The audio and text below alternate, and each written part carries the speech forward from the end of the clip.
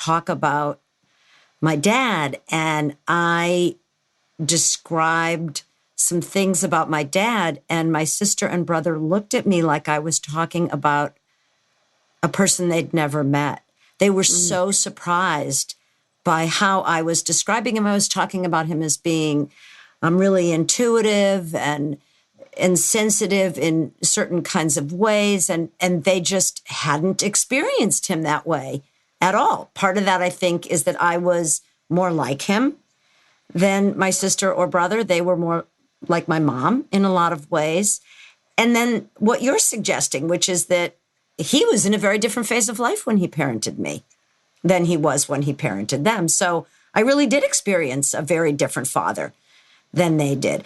Before we go, there is one more thing I want to say about firstborns, which I want to ask you if this rings true for both you and for the firstborn that you're raising. And that is, compliant firstborns, pleasers, are often known for allowing people to kind of take advantage of them. Have you seen that at all with yourself or with Anna?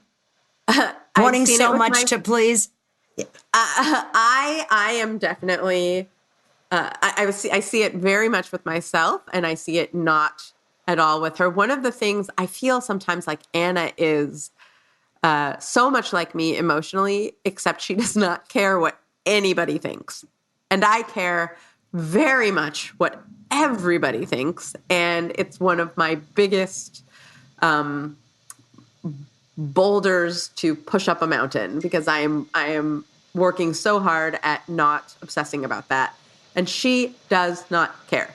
And I think that is so fantastic. I am definitely... I think you're doing something right, for sure.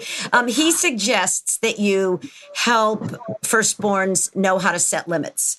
And apparently Anna has figured this one out on her own, right? So if a child is always trying to please and always trying to be the best and be a perfectionist and play by all of the rules, that isn't necessarily a good thing. So give them age-appropriate responsibilities and let them sometimes fail and let them sometimes not do a perfect job, and don't correct them. So one of the things he says is, if your child wipes down the countertop, resist the urge to re-wipe it down. Like, just, it's clean enough, because what you do then is you reinforce those already ingrained perfectionist traits. Does it say anything about when your husband wipes the counter wrong? Are you supposed to? Absolutely not. You don't, actually, that's really funny you should mention it, because I was a little bit of a perfectionist about kitchen stuff early on in my marriage, and the way that he washed the dishes or cleaned off the counter. And my mom observed me criticizing him, and she said to me, stop doing that, because he is participating. He is, now her husband never did anything at all in the kitchen. So she's like, if you keep criticizing the way he cleans up the kitchen, he'll just stop doing it, because, he won't be able to do it to your satisfaction. So then it's all on you. So loosen your standards. That's my advice. Loosen your standards. Yeah. So let's recap. What did we learn today about firstborns?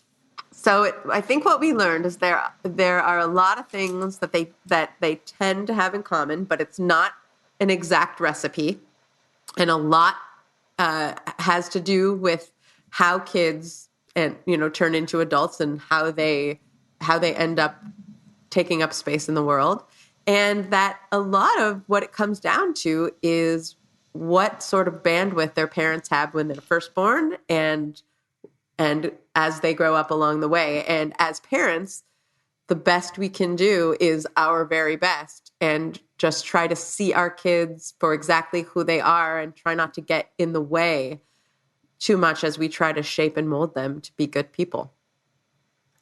I couldn't have said it better. And the one other thing I would add is that even when your firstborn child seems to be acting like a junior adult, a miniature adult, don't expect them to be that. In other words, don't expect your older children to be babysitters for the younger ones, or to be perfect, or to do everything like an adult would, or to be perfect, or to have their performance be where their self-worth comes from.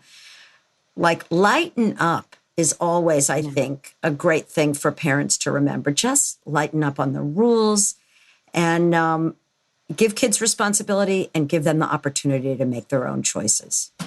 I love that. Totally agree. We are thrilled that you're listening to our podcast. It is available wherever you get your podcasts, anything from Spotify and iHeartRadio to Apple Podcasts now. We'd love it if you'd send us an email. Our email address is gabbyandjoanne@gmail.com. We'd love to hear from you. Please rate us, review us, check us out on Facebook. What am I leaving out, Gabby? We're on, we're everywhere now. Now our podcast is getting out everywhere. We're on Facebook. We're on Instagram. We'll be on Twitter soon, I think. And we can't wait to hear from you. Send us your ideas. GabbyandJoanne@gmail.com. That's GABIANDJOANNE@gmail.com. We can't wait to hear from you. Thanks for listening. Bye.